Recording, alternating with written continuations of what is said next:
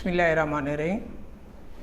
अज़ीज़ तलबा, subject biology के हवाले से आज लेक्चर नंबर 6 ऑनलाइन किया जा रहा है। उम्मीद है कि पिछले 5 जो लेक्चर हैं उनसे आप मुस्तफ़ीद हुए होंगे। आज का जो लेक्चर है वो है लेक्चर नंबर 6 सब्जेक्ट बियोलॉजी के हवाले से। मैंने शुरू में भी अपना तारुफ कराया था, आज मैं दोबारा अपना तारुफ एक दफ़ा कराना चाहता हूँ। मेरा नाम मोहम्मद रमज़ान खटक, मैं लेक्चरर बियोलॉजी के तौर पर यहाँ खिदमत गैरिजन ग्रुप ऑफ कॉलेजेस में सर अंजाम दे रहा हूँ। अज़ीज़ तलबा, सब्जेक्ट बियोलॉजी के हवाले से आपको अगर कोई डिफ़िकल्टीज़ हों तो मेरा सेल नंबर है 03216788 इस पर आप रब्ता कर सकते हैं। तो शुरू करते हैं लेक्चर नंबर 6 के हवाले से। आज का जो क्वेश्चन है वो है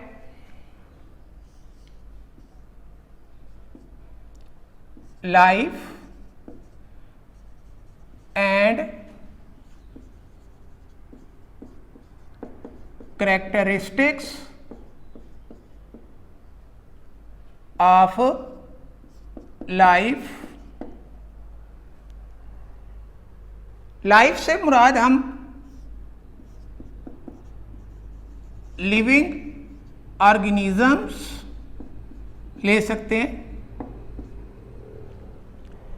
देखिए, जब से ज़मीन के ऊपर लिविंग ऑर्गेनिज्म ने रहना शुरू किया उसके बाद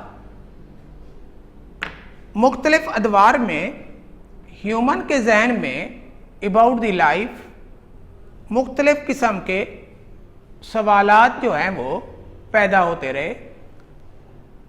मिसाल के तौर पर what is the meaning of life, ये क्वेश्चन जो ह्यूमन के जहन में मुख्तलिफ अदवार में आता रहा है वो है what is the meaning of life, कि जिंदगी का मकसद क्या है। एक ये क्वेश्चन जो जहन में आता रहा है about the life.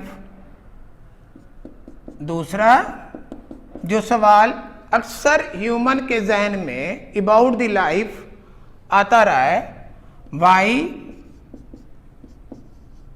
There should be life, यानी जिंदगी क्यों बनाई गई, जिंदगी का मकसद क्या है। अब इन तमाम जो अबाउट द लाइफ जो सवालात जहन में आते हैं उनका जवाब एक बियोलॉजिस्ट जो है वो नहीं दे सकता। बियोलॉजिस्ट की अप्रोच से ये सवाल दूर दूर हैं। तो अमूमन इस तरह के सवालों का जवाब एक फिलासफर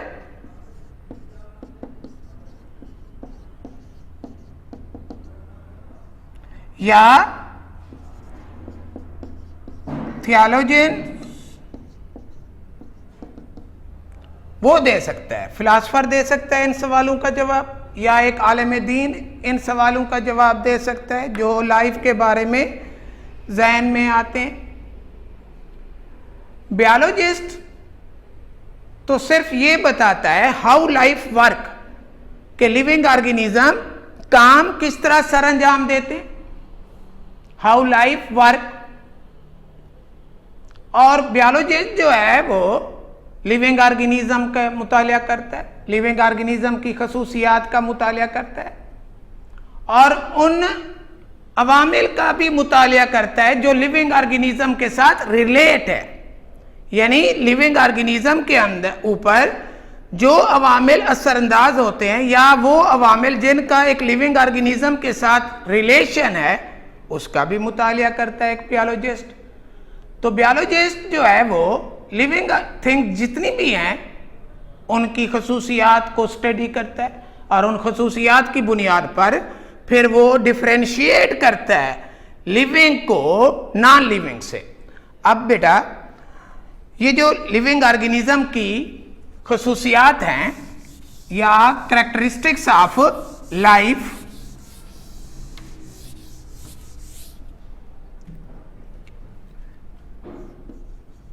कैरेक्टरिस्टिक्स ऑफ लाइफ,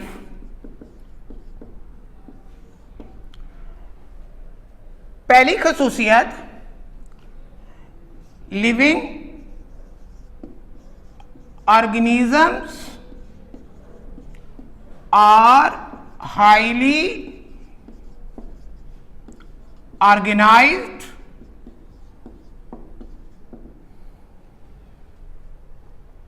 यानी इनकी जो जिसामत है या बनावट है वो एक मुनज़्ज़म अंदाज में हुई है। नंबर 2, दे है कंप्लेक्स स्ट्रक्चर, यानी जितने भी लिविंग ऑर्गेनिज्म हैं उनकी साख्त कोई सिंपल नहीं है, कंप्लेक्स है। They have complex structure. इससे क्या मुराद है कि वो जो है टिश्यू भी रखते हैं, ऑर्गन भी रखते हैं, ऑर्गन सिस्टम भी रखते हैं, और उन ऑर्गन सिस्टम का आपस में कोऑर्डिनेशन भी है। तो इस लिहाज से जो उनकी स्ट्रक्चर बनती है वो सिंपल है, नहीं हो सकती, कंप्लेक्स है।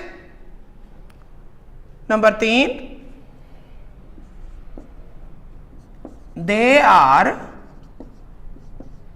composed of one or more cells। ये जितने भी लिविंग ऑर्गेनिज्म हैं ये से इनकी बेसिक यूनिट सेल है, यानी जितने भी लिविंग ऑर्गेनिज्म है वो सब के सब किसके बने हुए, सेल्स के बने हुए। तो cell is the basic unit of life कह सकते हैं। अब कुछ ऑर्गेनिज्म ऐसे हैं जो सिर्फ एक सेल पर मुश्तमिल है, उन्हें हम यूनिसेलर का नाम देते हैं। कुछ जानदार ऐसे हैं जो एक से ज्यादा सेल पर मुश्तमिल है, उन्हें मल्टीसेलर का नाम देते हैं। तो जितने भी लिविंग ऑर्गेनिज्म हैं उनकी बेसिक यूनिट जो है वो सेल है। Number 4,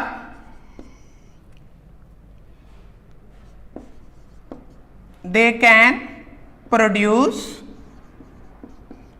and utilize the energy। देखें, एक लिविंग ऑर्गेनिज्म के अंदर मुख्तलिफ किस्म के केमिकल रिएक्शन होते हैं और उन केमिकल रिएक्शन के नतीजे में उनके यहाँ जो है वो एनर्जी पैदा होती है और फिर वो उस एनर्जी को स्टोर भी करते हैं और जब भी उन्हें ज़रूरत होती है उस एनर्जी को इस्तेमाल भी करते हैं, क्योंकि हर लिविंग ऑर्गेनिज्म को अपनी एक्टिविटीज सर अंजाम देने के लिए एनर्जी दरकार होती है। तो लिहाजा लिविंग ऑर्गेनिज्म की ये भी एक करैक्टर है कि उनके यहाँ एनर्जी पैदा भी होती है, फिर वो उस एनर्जी को स्टोर करते हैं in the form of ATP, और जब भी उन्हें एनर्जी की जरूरत होती है वो उस एनर्जी को यूटिलाइज भी करते हैं अपनी एक्टिविटीज सर अंजाम देने के लिए। अगली character number 5, various chemical reaction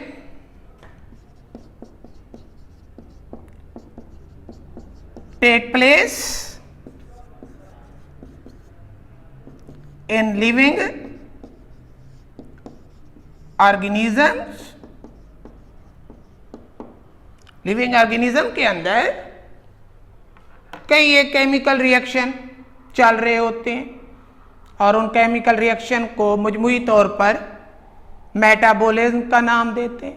metabolism जो है वो 2 किस्म के उसमें रिएक्शन आ जाते हैं, कैटाबॉलिक और एनाबॉलिक। तो एक तरफ एक चीज टूट रही है, दूसरी तरफ वो चीज बन भी रही है, तो ये जो है प्रोसेस चलते रहते हैं एक लिविंग ऑर्गेनिज्म के अंदर, जिसके नतीजे में उनके यहाँ बायोमास भी बनता है, एनर्जी भी बनती है, और फिर उस एनर्जी को स्टोर भी करते हैं और यूटिलाइज भी करते हैं। तो मेरे बेटे, आज हमने लिविंग ऑर्गेनिज्म की कुछ करैक्टर का जिक्र किया इस लेक्चर नंबर 6 में। इंशाअल्लाह जो है वो लेक्चर नंबर 7 में कुछ मज़ीद लिविंग ऑर्गेनिज्म या लाइफ की करैक्टर को डिस्कस करेंगे। अगर इसके बारे में कोई क्वेश्चन हो तो मैंने शुरू में ही ये अपना सेल नंबर बता दिया है, आप उस पर रब्ता कर सकते हैं। अल्लाह ताला आप सबका हामी और नासिर हो। थैंक यू बेटा।